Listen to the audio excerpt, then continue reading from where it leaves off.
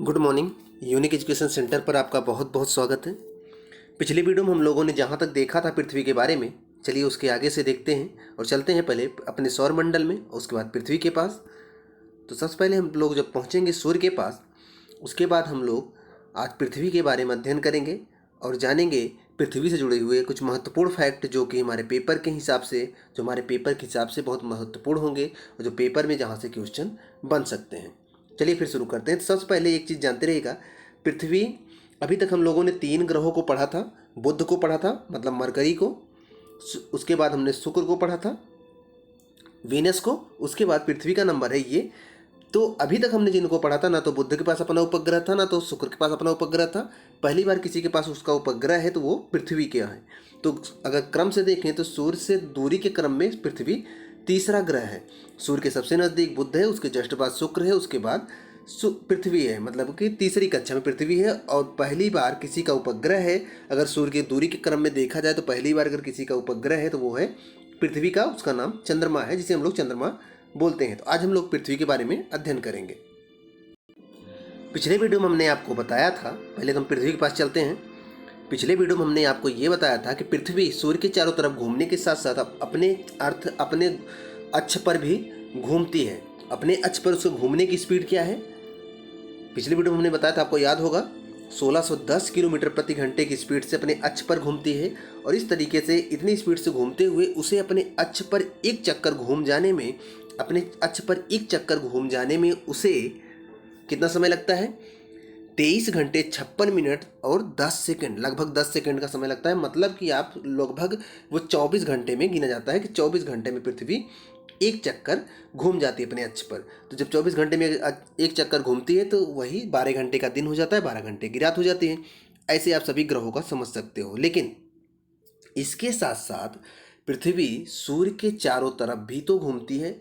सूर्य के जब चारों तरफ ये घूमती है तो इसे सूर्य के चारों तरफ घूमने में 365 दिन और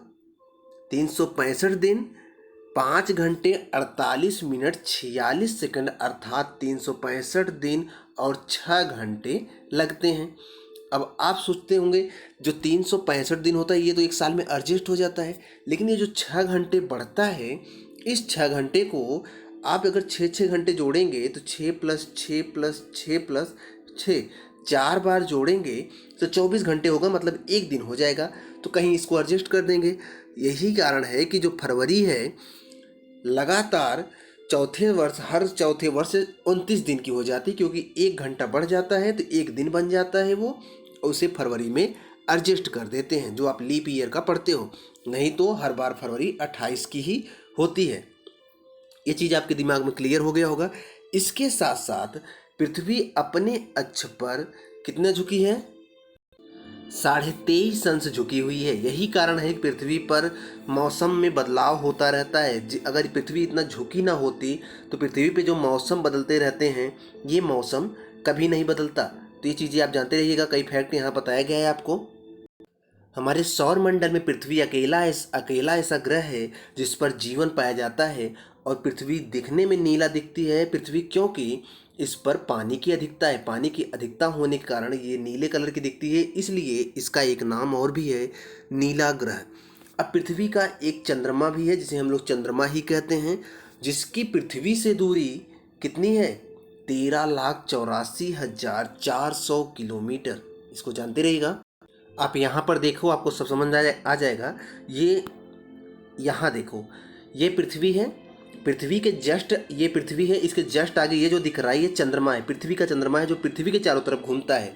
लेकिन ये पृथ्वी के चारों तरफ जब घूमता है तो ये सूर्य, अब जैसे पृथ्वी ऐसे घूम रही है सूर्य के चारों तरफ और ये चंद्रमा पृथ्वी के चारों तरफ घूम रहा है, इसका मतलब क्या है कि कभी ना तो ऐसी स्थिति आती होगी कभी न कभी कि ये चंद्रमा सूर्य और पृथ्वी के बीच में आ जाता होगा। जैसे देखिए इधर रोशनी दिख रही है, तो इसका मतलब क्या है कि सामने सूर्य होगा, जस्ट पीछे पृथ्वी है। अब चंद्रमा जब बीच में अगर पड़ जाता है सूर्य और पृथ्वी के, तो कभी हमेशा ऐसा नहीं होता, क्योंकि चंद्रमा हर महीने पृथ्वी का चक्कर लगाता है। तो कभी कभी स्थिति ये होती है कि चंद्रमा की परछाई पृथ्वी पर पड़ने लगती है। जैसे चंद्रमा सामने पड़ गया, पृथ्वी पीछे है, तो चंद्रमा की अगर परछाई पीछे पृथ्वी पे पड़ेगी तो अर्थात जहाँ चंद्रमा की परछाई पड़ेगी वहाँ सूर्य की रोशनी नहीं पड़ पाएगी। अब वहाँ सूर्य की रोशनी नहीं पड़ पाएगी तो उस भाग में अंधेरा हो जाएगा। जब उस भाग में अंधेरा हो जाएगा तो दिन के समय भी उस भाग में अंधेरा हो जाएगा, अर्थात उस भाग में सूर्य की रोशनी नहीं पहुँच रही है, अर्थात सूर्य की रोशनी को ग्रहण लग गया है। किसने लगाया है? चंद्रमा ने लगा रखा है। तो ऐसी स्थिति में जब सूर्य की रोशनी को ग्रहण लगता है तो इस स्थिति को बोलते हैं सूर्य ग्रहण। सूर्य ग्रहण की स्थिति में क्या होता है? पृथ्वी पीछे होती है, सूर्य आगे होता है, इन दोनों के बीच में चंद्रमा होता है। ये स्थिति आपको दिख रही होगी, जो आप ऐसे देख लीजिए, यहाँ पर थोड़ा सा तिरछा है, नहीं तो आपको दिखता। ये सूर्य है, ये पृथ्वी है, इनके बीच में यहाँ पर चंद्रमा है।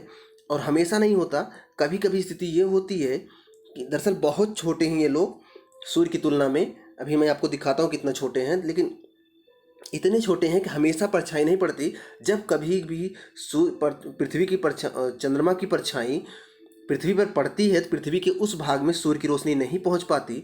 तो इस स्थिति को बोला जाता है कि सूर्य को ग्रहण लगा है, तो इसे सूर्य ग्रहण बोलते हैं। और सूर्य ग्रहण में क्या होता है कि पृथ्वी और सूर्य के बीच में चंद्रमा आ जाता है। ये फिगर आपके दिमाग में हमेशा होना चाहिए। और दूसरी बात, अब क्या होगा, चंद्रमा पृथ्वी के चारों तरफ अगर घूम रहा है तो कभी यहाँ भी आएगा, पीछे भी आएगा। जब कभी यहाँ आएगा तो हमेशा तो नहीं, लेकिन इतना छोटा तिरछा घूमता है चंद्रमा कि सूर्य की रोशनी हमेशा इस पर पड़ती रहती है। अब चंद्रमा के पास अपना कोई प्रकाश है नहीं, तो सूर्य की रोशनी पड़ने की वजह से चंद्रमा चमकता है। तो इसलिए इस तरफ होने पर, यहाँ पर होने पर भी चंद्रमा चमकता रहता है। तो इस भाग में जहाँ अंधेरा है, यहाँ पर जो लोग रहते हैं उनको चंद्रमा चमकता हुआ दिखाई देता है। तो पूर्णिमा के समय, मतलब कि जब पूर्णिमा के समय चाँद खिला रहता है तो यहाँ चाँद चमकता हुआ इस अंधेरे वाले भाग में दिखता है।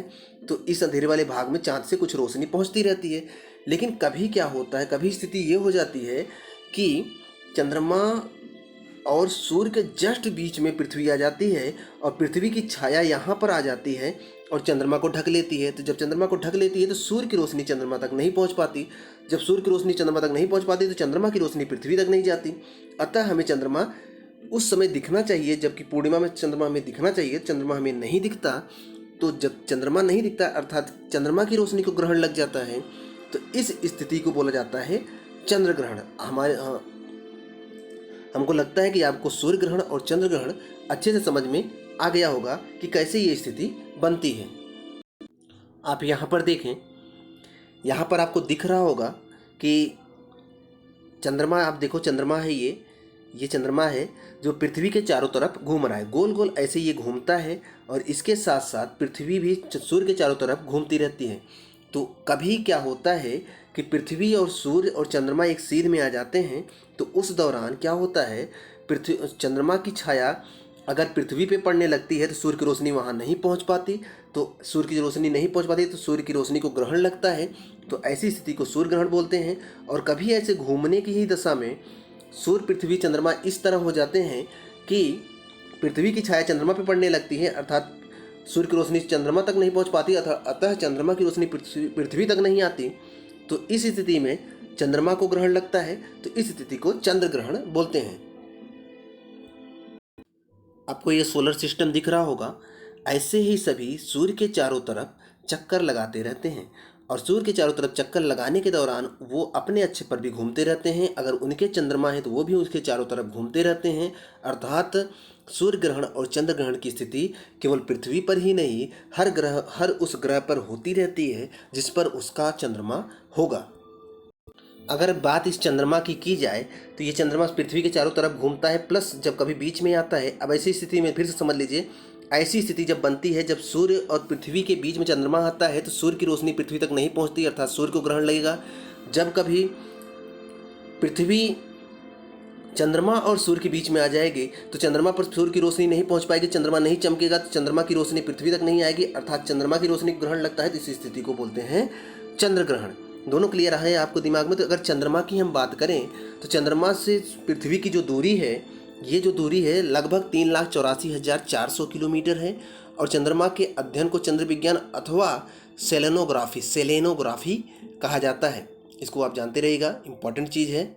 और जब दरअसल चंद्रमा पृथ्वी का दीर्घ वृत्ताकार चक्कर लगाता है, मतलब कभी नज़दीक होता है और कभी दूर होता है। जब यह पृथ्वी के नज़दीक होता है तो इसे बोलते हैं, जब एकदम नज़दीक होता है तो उसे बोलते हैं उपभू, और उपभू में चंद्रमा पृथ्वी के बीच की दूरी होती है 3,63,104 किलोमीटर। और जब दूर होता है तो इसे बोलते हैं अपभू। अपभू और इस समय दूरी होती है 4,06,696 किलोमीटर। तो ये चीज़ें इंपॉर्टेंट हैं। दूरी नहीं पूछा जाता, केवल पूछा जाता है कि उपभू अपभू में क्या होता है। तो उपभू में नज़दीक होता है, उप में से नज़दीक ही होता है, और भू में पृथ्वी, और अपभू में से दूर होता है। इसको जानते रहिएगा। और अगर बात करें चंद्रमा की, चंद्रमा भी अपने अक्ष पर झुका हुआ है। इसका झुकाव लगभग 7 अंश के आसपास है। इसी वजह से ये हमेशा इसकी परछाई पृथ्वी पर नहीं पहुंचती, लेकिन जब कभी पहुंचती है तो उस समय सूर्य ग्रहण होता है। 7 अंश नहीं, 5 अंश है।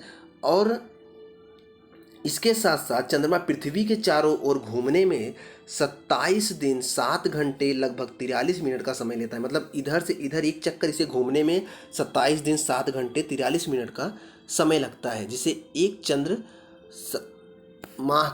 चंद्रमा पृथ्वी के चारों तरफ जिस स्पीड से घूमता है वो है 3700 किलोमीटर प्रति घंटे की स्पीड से ये घूमता है। प्लस पृथ्वी से चंद्रमा का लगभग 57 से 58% भाग ही देखा जा सकता है। वास्तविक स्थिति ये है 57% भाग ही देखा जा सकता है, पूरा भाग नहीं देखा जा सकता। ये कई बार पेपर में पूछा गया, इसको याद रखिएगा। और चंद्रमा जो है पृथ्वी के साथ जो कोण बनाता है वो है 58 अंश का। तो लगभग ये 57 अंश, अगर आप इसको 57% याद रखेंगे तो ये भी आपको याद ही रहेगा। दोनों पेपर में पूछे जाते हैं, आप इसको याद रखिएगा। चंद्रमा का जो गुरुत्वाकर्षण है वो पृथ्वी के गुरुत्वाकर्षण का 1/6 है। अर्थात अगर पृथ्वी पर कोई व्यक्ति 60 किलो का है तो चंद्रमा पर उसका 1/6 करेंगे तो 10 किलो का हो जाएगा। पृथ्वी की तरह चंद्रमा पर अपना वायुमंडल नहीं है, इसका गुरुत्वाकर्षण भी 1/6 है। अर्थात यहाँ कोई भी व्यक्ति जाएगा तो बहुत हल्का महसूस करेगा अपने आप को। हल्का मतलब भार में कमी। इसके साथ साथ इसका जो पलायन वेग है, अर्थात अगर कोई चीज़ पलायन वेग वह वेग होता है कि अगर उसको फेंको उस वेग से तो वह उस क्षेत्र के, उस ग्रह के वायुमंडलीय क्षेत्र से बाहर चला जाएगा, मतलब कि गुरुत्वाकर्षण क्षेत्र से बाहर चला जाएगा। जैसे पृथ्वी का पलायन वेग कितना है, 11.2 किलोमीटर प्रति सेकंड। अगर इसी स्पीड से कोई वस्तु पृथ्वी से फेंक दिया जाए तो वो पृथ्वी पर वापस लौट के नहीं आएगी। लेकिन चंद्रमा पर गुरुत्वाकर्षण कमजोर होने की वजह से उसका जो पलायन वेग है वो 2.3 है किमी प्रति सेकंड है। इसको आप जानते रहिएगा, बहुत इंपॉर्टेंट फैक्ट है। अगर बात करें चंद्रमा की तो चंद्रमा भी उतना ही पुराना है जितना कि पृथ्वी पुरानी है। तो माना जाता है कि चंद्रमा की उत्पत्ति पृथ्वी से ही हुई है। चंद्रमा में जो पाया जाता है धातु वो है टाइटेनियम। टाइटेनियम अधिक मात्रा में चंद्रमा में पाई जाती है, इसको याद रखिएगा। और चंद्रमा पर जो एक अभी सुपर मून और ब्लड मून की जो घटना होती है उसको हम लोग नेक्स्ट वीडियो में देखेंगे। अभी कुछ चीज़ें और मैं आपको बता देता हूँ। जो चंद्रमा पे लोग पहली बार गए थे, बात है 30 जुलाई 1969 की। उस समय अपोलो 11 नामक जहाज़ से, जितने फैक्ट मैं बता रहा हूँ बहुत इंपॉर्टेंट है, इसको ध्यान रखिएगा। अपोलो 11 नामक अंतरिक्षयान से नील आर्मस्ट्रांग तथा उनके साथी एडविन एल्ड्रिन जिस स्थान पर चंद्रमा पर वो लोग गए थे, 1969 की बात है। और जिस स्थान पर वो लोग उतरे थे उसका नाम रखा गया सी ऑफ ट्रैंक्विलिटी। इसको याद रखिएगा। चंद्रमा पर जिस स्थान पर वो लोग उतरे थे उसका नाम रखा गया सी ऑफ ट्रैंक्विलिटी, अर्थात शांति का सागर। इसको आप याद रखिएगा, बहुत इंपॉर्टेंट है। ये लोग गए थे 1969 में। दूसरी बात कि 1998 में अमेरिका ने एक अपना उपग्रह भेजा था, लूनर उपग्रह गया था, वो चंद्रमा की फ़ोटो खींचता है। और एक बात 2013 में भारत ने तो मंगल मिशन भेजा था 2013 में। भारत ने 2008 में भी चंद्र मिशन अपना भेजा था और अभी हाल ही में भी भेजा है। तो भारत ने भी कई प्रोजेक्ट यहाँ पर लॉन्च किए हैं। और चंद्रमा का अगर बात करें चंद्रमा की, तो चंद्रमा का जो सबसे ऊंचा पर्वत है, चंद्रमा का आप कभी देखते हो तो उसमें एक आकृति दिखाई देती है। आप दूर से देखो तो एक घोड़े की जैसी आकृति दिखाई देती है। जब आप कभी देखते हो खिले हुए पूरे चांद को, तो वो जो आकृति है वो वहाँ का एक सबसे ऊंचा पर्वत है, जिसका नाम है लिबनिट्ज पर्वत। इसकी ऊंचाई 10,668 मीटर है। अर्थात हमारे यहाँ जो सबसे ऊंचा पर्वत माउंट एवरेस्ट है उससे भी यह ऊंचा है। मान चलो 200 मीटर से ज़्यादा ऊंचा है। और ये एक बात जानते रहिएगा, ये जो लिबनिट्ज पर्वत है चंद्रमा के दक्षिणी ध्रुव पर है। इसको आप इम्पोर्टेंट है, कई चीज़ें याद रखिएगा। अभी चंद्रमा से संबंधित बहुत सारी चीज़ें हैं और पृथ्वी से संबंधित बहुत सारी चीज़ें हैं। नेक्स्ट वीडियो में कवर करेंगे। अगर आप चैनल पे नए हैं, चैनल को सब्सक्राइब कर लीजिए। वीडियो आपको कैसा लगा ज़रूर बताइएगा और पढ़ाई करते रहिए। मिलते हैं आपसे नेक्स्ट वीडियो में, तब तक आप पढ़ते रहें।